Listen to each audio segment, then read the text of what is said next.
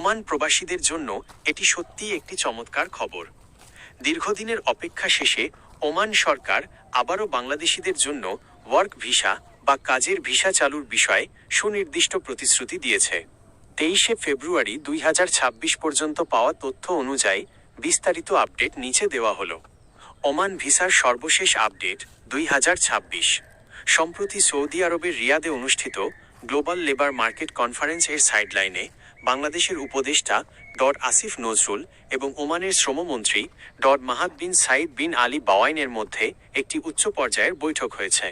মূল আপডেটগুলো: ভিসা চালুর সময়সীমা।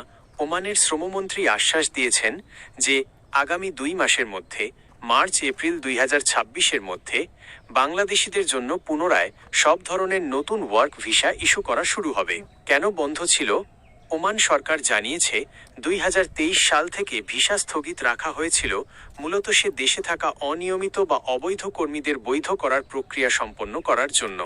এখন সেই প্রক্রিয়া শেষ পর্যায়ে থাকায় নতুন ভিসা চালু হচ্ছে। দক্ষ কর্মীদের অগ্রাধিকার। প্রকৌশলী, ডাক্তার, নার্স এবং আইটি বিশেষজ্ঞের মতো দক্ষ পেশাজীবীদের ভিসা প্রক্রিয়া সবচেয়ে দ্রুত কার্যকর করা হবে। জরিমানা ছাড়া বৈধকরণ। ওমানে বর্তমানে যারা অনিয়মিত অবস্থায় আছেন তাদের জন্য জরিমানা ছাড়াই বৈধ রেগুলারাইজেশন হওয়ার সুযোগ দেওয়া হয়েছে, যা প্রবাসীদের জন্য বড় স্বস্তি। ভিসা আবেদনের জন্য প্রস্তুতি। আপনি যদি ওমান যাওয়ার পরিকল্পনা করেন তবে এখন থেকেই কিছু প্রস্তুতি নিয়ে রাখতে পারেন। 1. পাসপোর্ট মেয়াদ। নিশ্চিত করুন আপনার পাসপোর্টের মেয়াদ অন্তত 6 মাস আছে। 2.